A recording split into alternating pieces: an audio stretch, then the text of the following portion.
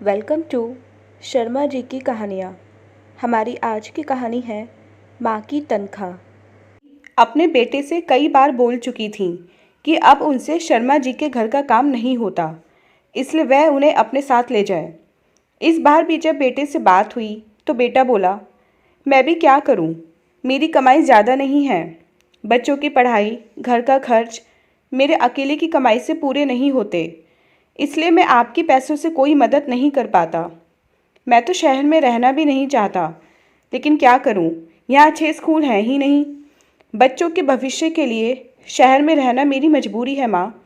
मैं आपको भी ले चलता, लेकिन क्या करूं, मेरा घर छोटा है, मेरी तनख्वाह भी कम है। अब मालिक ने बोला है कि कुछ समय बाद वो मेरी तनख्वाह बढ़ा देंगे, तब मैं आपको ले चलूँगा।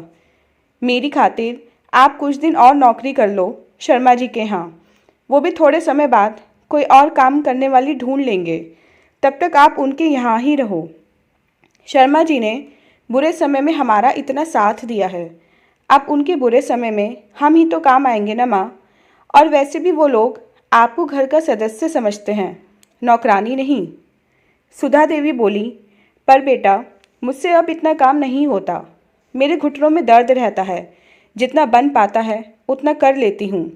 अब थोड़े से काम के लिए उनसे पूरी तनख्वाह लेना अच्छी बात थोड़े ही है, इसलिए मैं बोल रही हूँ तो मुझे अपने साथ ले चल। मैं चली गई तो वो किसी न किसी को रख ही लेंगे। सुनते ही उनका बेटा रवि गुस्से में बोला, ओफो माँ, आपको एक बात समझ में नहीं आती क्या? मैं कुछ महीनों बाद आकर आपको ले जाऊंगा, तब तक शर्मा जी के यहाँ ही काम करती रहो। अपने बेटे का ये रूप देखकर सुधा जी स्तब्ध रह गई। उन्हें समझ ही नहीं आ रहा था कि उन्होंने ऐसा क्या कह दिया जो उनका बेटा इतना गुस्सा हो रहा है। वो आज तक काम करके अपना और अपने परिवार का भरण पोषण करती आई थी, सारी तनख्वाह भी बेटे को ही दे देती थी, लेकिन अब उनकी तबीयत ठीक नहीं रहती थी, इसलिए उन्होंने उसे साथ चलने को कह दिया। लेकिन वो इतना गुस्सा आखिर किस बात पर हुआ? तभी वहाँ मिसेस शर्मा आ जाती हैं और रवि से बोलती हैं, रवि, अपनी माँ पर ऐसे क्यों चिल्ला रहे हो? अपनी माँ से क्या ऐसे बात करते हैं? मिसेस शर्मा को सामने देखकर रवि घबरा गया। उसे लगा कि कहीं मिसेस शर्मा उसकी चाल पहचान न गई हों, तो बात बदलते हुए बोला, अच्छा हुआ ताई जी आप यहीं आ गई, मैं आपके पास ही आने वाला था। देखिए ना, माँ अपना बिल्कुल ध्यान नहीं रखती, उनके घुटनों में इतना दर्द रहता है, लेकिन समय से बिल्कुल दवाइयाँ नहीं लेती। अब आप ही समझाइए इन्हें। रवि ने एक अच्छे बेटे होने का दिखावा करते हुए कहा। उसकी बात सुनकर मिसेस शर्मा भी बोली, हाँ रवि, ये बात तो तुम सही कह रहे हो, सुधा बहन अपनी सेहत का बिल्कुल ध्यान नहीं रखती। सुधा जी आश्चर्यचकित होकर रवि का मुंह देखने लगती हैं कि रवि ने तो उनसे दवाइयों के बारे में कुछ भी नहीं कहा, वह तो उनको यही काम करने के लिए चिल्ला रहा था। रवि अपनी माँ की नज़रें पहचान गया था। मिसेस शर्मा को उसकी माँ सच बात न बता दें, इसलिए बात बदलने के लिए फिर बोला, अब देखिए ना ताई जी, मैं माँ से कितना बोल रहा हूँ कि मेरे साथ शहर चलो, लेकिन वो कह रही हैं कि उनका मन आप लोगों को छोड़कर जाने का नहीं है। तो मैंने कहा कि ठीक है मत चलो, पर कम से कम अपनी सेहत का तो ध्यान रखो। तो कहने लगी कि तू ज़्यादा चिंता मत कर, मेरे मालिक मालकिन मेरा बहुत ध्यान रखते हैं। बस ताई जी, मुझे थोड़ा बुरा लगा कि माँ मुझे पराया समझती हैं, और इसलिए मेरी आवाज़ थोड़ी तेज हो गई। अरे सुधा बहन, तुम्हें तो खुश होना चाहिए कि तुम्हारा बेटा तुम्हारा इतना ध्यान रखता है, अपने साथ ज़बरदस्ती ले जा रहा है, वरना आजकल के बच्चे तो बूढ़े माँ बाप को पूछते भी नहीं कि कहाँ पढ़े हैं और कहाँ नहीं। और एक तेरा बेटा है जो हर दूसरे महीने तुमसे मिलने आता रहता है, तुम्हें तो खुशी खुशी उसके साथ चले जाना चाहिए, और तुम जाने को मना कर रही हो तो गुस्सा तो आएगा ही। मिसेस शर्मा ने मुस्कुराते हुए कहा। उनकी बातें सुनकर रवि घबरा गया कि कहीं उसकी चाल उल्टी न पड़ जाए और माँ मिसेस शर्मा के सामने ही अपना सामान न बांधने लगे। तब तो बड़ी मुश्किल खड़ी हो जाएगी, उसके घर में कलह मच जाएगी, क्योंकि आते समय उसकी पत्नी ने उसे धमकाते हुए कहा था कि अगर वो माँ को अपने साथ लेकर आया तो वो अपने मायके चली जाएगी। बूढ़ी माँ के लिए रवि अपनी पत्नी को नाराज़ नहीं कर सकता था, वैसे भी उसे अपनी माँ से कोई खास लगाव भी नहीं था। वो तो बस यहाँ उनकी तनख्वाह लेने आता था। उसने तो माँ के सामने झूठा दिखावा कर रखा था कि उसकी तनख्वाह कम है तो घर चलाने में मुश्किल आती है, इसलिए वो मजबूरी में माँ के आगे हाथ फैलाता है। सुधा जी भी बेटे के प्यार में अंधी होकर अपनी पूरी तनख्वाह उसे दे देती थी, क्योंकि उनका तो कोई खर्चा था ही नहीं। मिसेस शर्मा के यहाँ से उनको खाने, पहनने, रहने और दवाई मिल जाती थी। उनकी पूरी तनख्वाह बच जाती थी। रवि ने ये बात जान ली थी कि अगर वो माँ के सामने अपनी मजबूरियों का रोना रोएगा तो वो उसे पैसे दे देंगी। रवि को बस अपनी माँ के पैसों से मतलब था। पैसे मिलने के बाद उसकी माँ मरे या जिए, इस बात से उसे कोई मतलब नहीं था। रवि ने तुरंत चापलूसी भरे लहजे में कहा, ताई जी, मुझे माँ पर नाराज़ नहीं होना चाहिए था। वो सही कह रही हैं। यहाँ इतने बड़े घर में उनका आप लोगों के साथ मन लगा रहता है। वहाँ एक कमरे के छोटे से घर में माँ का मन नहीं लगेगा। मैं माँ की बात समझ ही नहीं सका। माँ, मुझे माफ़ कर दो। मैं आज के बाद तुम्हें अपने साथ चलने को नहीं कहूँगा। बहुत जल्दी मेरा प्रमोशन हो जाएगा, फिर मैं बड़ा घर ले लूँगा और आपको यहाँ से ले जाऊँगा। तब तक आप आराम से यहीं रहो। उधर सुधा जी को समझ नहीं आ रहा था कि रवि झूठ क्यों बोल रहा है। उन्होंने तो उसके साथ जाने को मना नहीं किया, उल्टा जब उन्होंने जाने को बोला तो उन पर चिल्लाने लगा। और अब मालकिन के सामने ऐसे जता रहा है जैसे मेरा ही जाने का मन नहीं है। कहीं ऐसा तो नहीं कि मेरा बेटा मुझे अपने साथ ले जाना ही नहीं चाहता, मुझे बहला रहा है। क्या उसे बस मेरे पैसों से मतलब है? लेकिन तभी उनके मन ने कहा कि नहीं नहीं, ऐसा नहीं हो सकता। मेरा बेटा तो मेरा बहुत ध्यान रखता है। ठीक ही तो कह रहा है।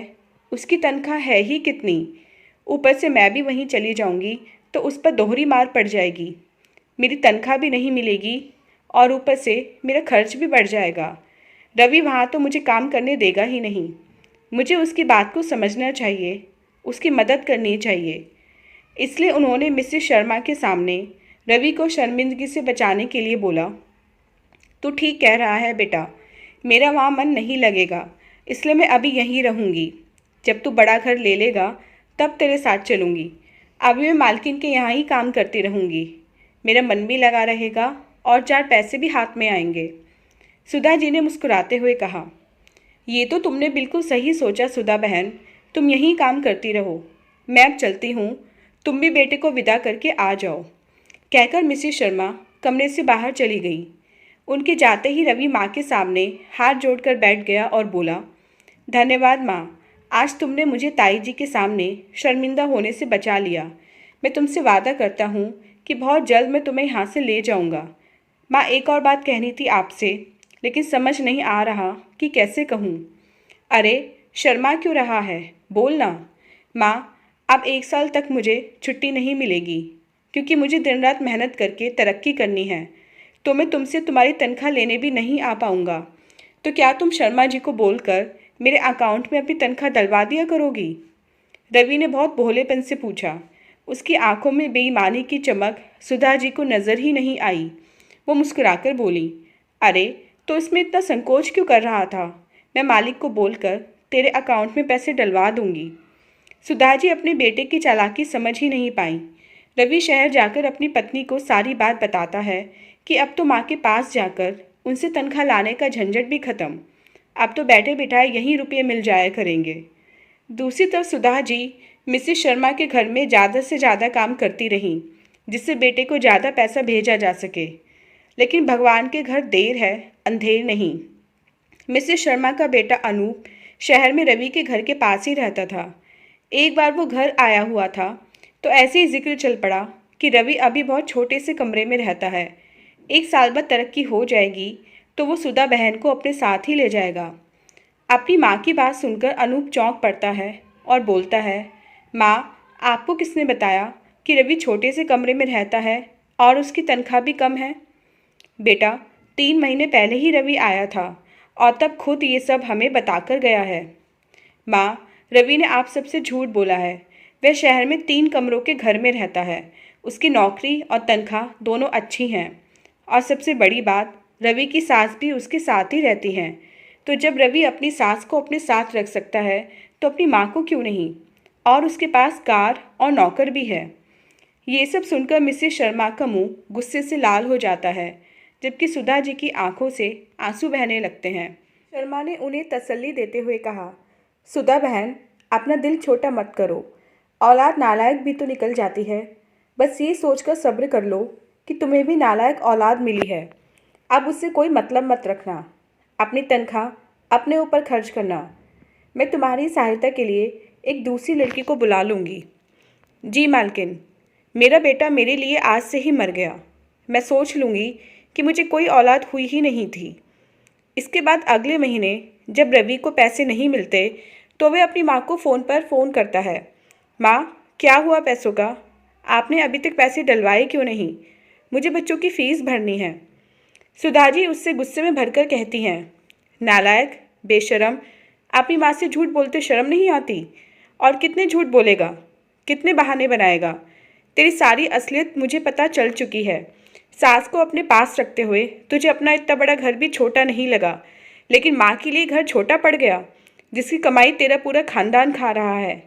आज के बाद तुझे मेरी तनख्वाह से एक भी पैसा नहीं मिलेगा, और ना ही मुझे कभी अपनी झूठी शक्ल दिखाना। कमाई खाने का इतना ही शौक है तो अपनी बीवी और सास को कमाने भेज दे। और हाँ, याद रखना, एक माँ की बद्दुआ कभी खाली नहीं जाती। और मेरी बद्दुआ है कि तेरे साथ भी तेरी औलाद यही करेगी जो तूने मेरे साथ किया है। तू भी अपनी औलाद को ऐसे ही तरसेगा। ये कहकर सुधा जी फ़ोन काट देती हैं और ईश्वर को धन्यवाद देती हैं, जिन्होंने वक्त रहते अनूप के रूप में आकर उनकी आंखें खोल दी। तो दोस्तों, ये थी हमारी आज की कहानी। उम्मीद करते हुए कहानी आपको पसंद आई होगी। मिलते हैं अपनी नेक्स्ट वीडियो में इससे नेक्स्ट कहानी के साथ। तब तक के लिए आज्ञा दीजिए। धन्यवाद।